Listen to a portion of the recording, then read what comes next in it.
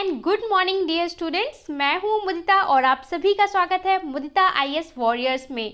Class 10th की worksheet number 40 आज हम सॉल्व करेंगे और ये वर्कशीट 6 अक्टूबर 2020 की वर्कशीट है जिसे हमें सॉल्व करना है।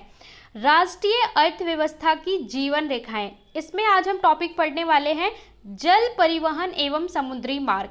इससे पहले हमने क्या देखा था? सड़क परिवहन देखा था, रेल परिवहन देखा था, पाइपलाइंस का महत्व देखा था। आज हम जल परिवहन जान रहे हैं। देखिए इसके बारे में क्या बताया हुआ है। जल परिवहन परिवहन का सबसे सस्ता साधन है। अभी तक आपने जितने परिवहन पढ़े उसमें से सबसे सस्ता, चीपेस्ट अगर कोई साधन है तो वो कौन सा है? जल परिवहन।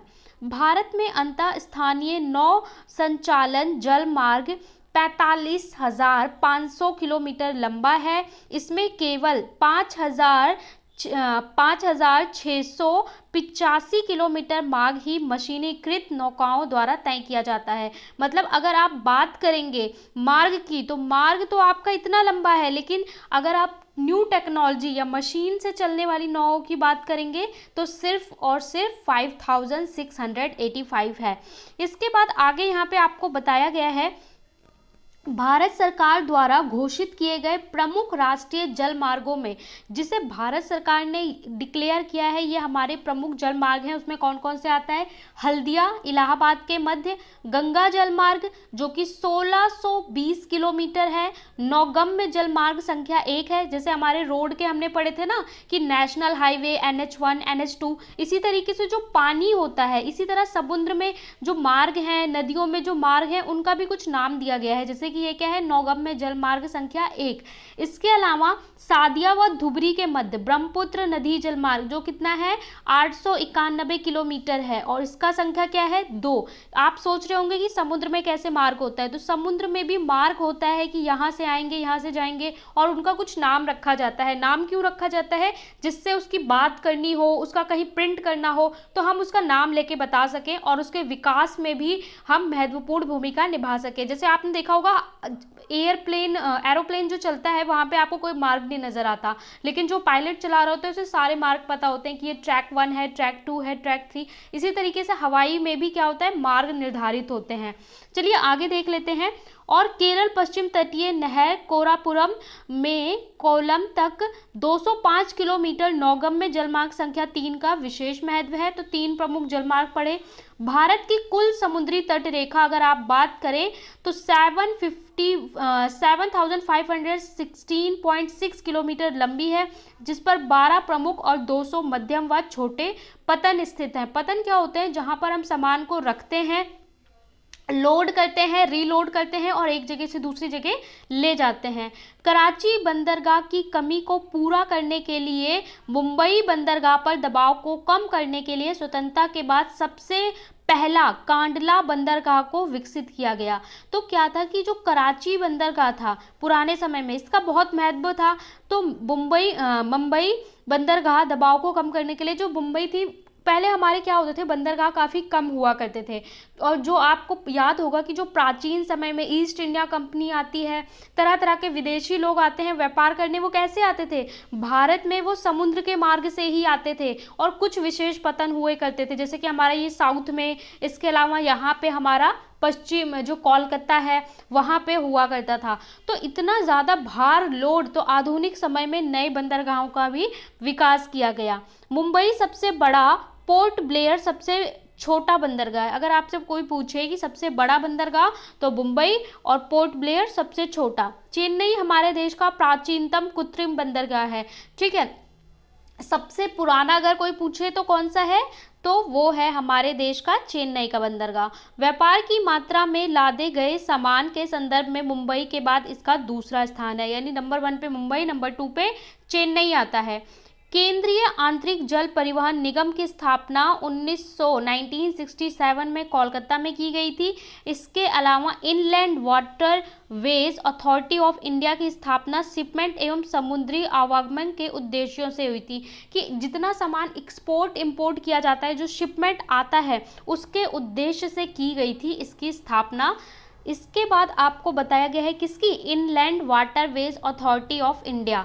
तो ये एक ऑर्गेनाइजेशन है जिसका आपको नाम याद रखना है। इसका काम क्या होता है कि जो शिपमेंट आता है उसके लिए ये महत्वपूर्ण भूमिका निभाता है। रेलवे के आगमन से पहले जल परिवहन लोगों और वस्तुओं के आगमन का प्रमुख साधन था। रेलवे आपको पता है अंग्रेजों के टाइम में स्टैब्लिश होती है, तो जब रेलवे नहीं आया था तो उससे पहले हमारे पास एक ही मीन ऑफ ट्रांसपोर्टेशन हुआ करता था, परिवहन का साधन मुख्य, वो क्या था, जल परिवहन। आपको पता है नौका तो बहुत पहले से चली आ रही है, जब जहाज नहीं, ये प्लेन, उड़ने वाले बाइक, ये सब नहीं होती थी, तब भी हमारा नौका परिवहन होता था। तो लोग नदियों से ट्रैवल करते थे, समुद्रों में कैसे, जिनके पास अच्छी नौसेना होती थी, अच्छे नाव होते थे, वो एक देश से दूसरे देश भी पहुंच जाते थे। तो सबसे पहले इंसान को ले जाने का या सामान ले जाने का अगर सबसे अच्छा कोई साधन था तो वो यही हुआ करता था, जल परिवहन। वर्तमान में जल परिवहन एक सस्ता, पर्यावरण अनुकूल एवं ईंधन प्रभावी परिवहन है। अगर आप इसके फायदे बात करें तो एक तो ये सस्ता है। सस्ता क्यों है, देखियो, अगर आपको रेलवे बनाना है, रेलवे परिवहन के लिए आपको ट्रैक बनाना पड़ेगा, रेलवे लाइंस बिछानी पड़ेंगी, उसके बाद रेल निर्माण होगा और फिर इस पर चलेगी, और इसके लिए प्लेटफॉर्म, स्टेशन बनाने पड़ेंगे जिसमें काफ़ी खर्चा आता है। सड़क परिवहन में आपको सड़क बनानी पड़ेगी, उसमें भी खर्चा आएगा। लेकिन जल परिवहन में क्या होता है, आपको कुछ बनाना नहीं है, वो ऑलरेडी प्राकृतिक रूप से उपलब्ध है, बस आपको जो इसमें चलने वाले वाहन हैं वही बनाने पड़ेंगे। पर्यावरण अनुकूल, कोई भी मतलब इसमें नुकसान नहीं होता, पर्यावरण को हानि नहीं होती, हाश नहीं होता। ईंधन प्रभावी, बहुत ज़्यादा ईंधन भी नहीं लगता है। इस परिवहन के प्रयोग से भारी वस्तुओं की ढुलाई के लिए अधिक उपयोग है। जो सामान आप बड़े बड़े बसों में, ट्रेन में नहीं ले जा सकते, इतना हैवी टैंकर, कंटेनर, वो सारा सामान ले जाया जा सकता है जल परिवहन के माध्यम से। भारत के कुल यातायात में आंतरिक परिवहन का योगदान 1% है। देश के कुल अंतर्राष्ट्रीय व्यापार का 90% समुद्र पतन के माध्यम से होता है। तो आप समझ सकते हैं 95% व्यापार जो होता है वो किससे होता है, पतनों के माध्यम से होता है आज के टाइम में भी। तो इसका बहुत ज़्यादा महत्व है। अब आपको 4 प्रश्न दिए हैं। पहला, जल परिवहन के प्रमुख साधन कौन कौन से हैं।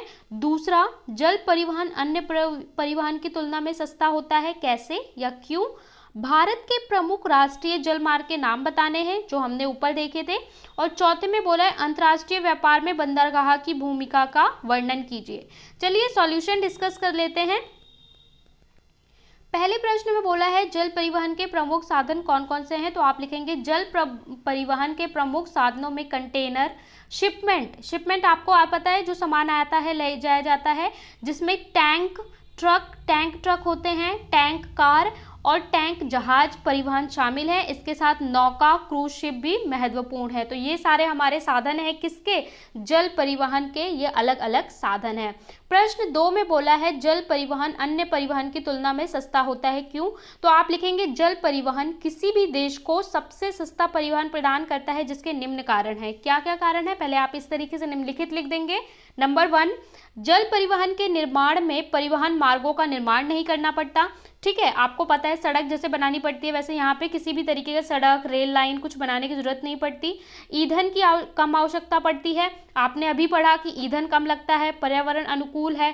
साथ में ही इसमें बड़े बड़े जहाज़ों पर कई टन माल एक साथ यहाँ से वहाँ ले जाया जा सकता है। ठीक है, तो आप एक बार में बहुत सारा हैवी सामान भी ले जा सकते हैं। तो ये आपका आंसर नंबर 1 और 2 हो गया। इसका स्क्रीनशॉट भी ले सकते हैं और सॉल्यूशन आपको टेलीग्राम पे भी प्रोवाइड करा दिया जाएगा। प्रश्न 3 में बोला है भारत के प्रमुख राष्ट्रीय जल मार्गों के नाम लिखिए। तो भारत के प्रमुख राष्ट्रीय जल मार्ग कौन से हैं। भारत के प्रमुख राष्ट्रीय जल मार्ग निम्नलिखित हैं। नंबर 1, राष्ट्रीय जल मार्ग 1 जिसका नाम है गंगा भागीरथी हुगली नदी प्रणाली, जिसे हम हल्दी और इलाहाबाद कहते हैं। इसके अलावा नंबर 2, राष्ट्रीय जल मार्ग 2 ब्रह्मपुत्र नदी पे धुबरी से सादिया तक। और इसके बाद तीसरा, राष्ट्रीय जलमार्ग 3 वेस्ट कोस्ट नहर यानी कि कोटापुरम, कोलम, चंपाकारा और उद्योग मंडल नहर। तो ये जो 3 है, ये 3 प्रमुख है। इसके अलावा चौथा भी है, 5वां भी है, लेकिन ये 3 बहुत इंपॉर्टेंट है, इसलिए यहाँ पे 3 को मेंशन किया है। तो ये आंसर नंबर 3 हो गया। इसका भी आप स्क्रीनशॉट ले सकते हैं। चलते हैं नेक्स्ट क्वेश्चन पे। अंतर्राष्ट्रीय व्यापार में बंदरगाह की भूमिका का वर्णन कीजिए। अंतर्राष्ट्रीय व्यापार में बंदरगाह की क्या भूमिका होती है? तो आप लिखेंगे अंतर्राष्ट्रीय व्यापार में बंदरगाह की भूमिका महत्वपूर्ण, बंदरगाह महत्वपूर्ण भूमिका निभाते हैं। जैसे किसी भी अंतर्राष्ट्रीय व्यापार मतलब एक देश से दूसरे देश में जो भी व्यापार किया जाता है तो उसमें क्या भूमिका निभाते हैं? देखिए, नंबर 1, किसी भी देश का सबसे सस्ता परिवहन होने के कारण आर्थिक दृष्टि से सबसे महत्वपूर्ण साधन है। हमारा जो ये समुद्री जितना भी व्यापार होता है वो आपको पता है समुद्र के जरिए होता है, बंदरगाहों के जरिए होता है। तो और सबसे सस्ता है, इसलिए क्या है, हर देश में ये सबसे सस्ता परिवहन है, इसलिए आर्थिक दृष्टि से यानी पैसों की दृष्टि से सबसे इम्पोर्टेंट है। दूसरा है, विश्व का 1/3 अंतर्राष्ट्रीय व्यापार समुद्र मार्गों अर्थात बंदरगाह से ही होता है। हमने पढ़ा था कितना, 95%। अगर हम देखें तो 95% व्यापार, इसलिए क्या लिखा है 1/3, कि 1/3 अंतर्राष्ट्रीय व्यापार समुद्र मार्गों अर्थात बंदरगाह से होता है। तीसरा पॉइंट, बंदरगाह के माध्यम से ही कई टन सामान एक ही बार में एक जगह से दूसरी जगह ले जाया जाता है। यानी बहुत सारा सामान जो ऐसे सड़क मार्गों से पॉसिबल नहीं है उन्हें भी हम बंदरगाहों पर ले जाते हैं और फिर वहां से जहाज के जरिए एक देश से दूसरे देश या एक राज्य से दूसरे राज्य पहुंचा पाते हैं। प्राचीन समय में भी व्यापार का प्रमुख साधन जल परिवहन ही हुआ करता था, जिसके फलस्वरूप आधुनिक समय में बंदरगाह का निरंतर विकास हुआ है। तो पुराने टाइम में भी पहला जो ट्रांसपोर्ट था, ट्रेन आने से पहले भी, तो वो जल परिवहन था। इसीलिए इसके महत्व को समझते हुए आज के टाइम में भी इसका निरंतर विकास किया जाता रहा है। तो ये हमारा हो गया आंसर नंबर 4। इसका भी आप स्क्रीनशॉट ले सकते हैं। यहाँ पे हमने वर्कशीट 40 बहुत इंटरेस्टिंग मैनर में सॉल्व कर ली। आपको ये जल परिवहन कैसा लगा कमेंट बॉक्स में ज़रूर कमेंट करके बताएं। देखते रहें। अगर आपको अच्छा लगता है तो लाइक, शेयर और सब्सक्राइब जरूर करें।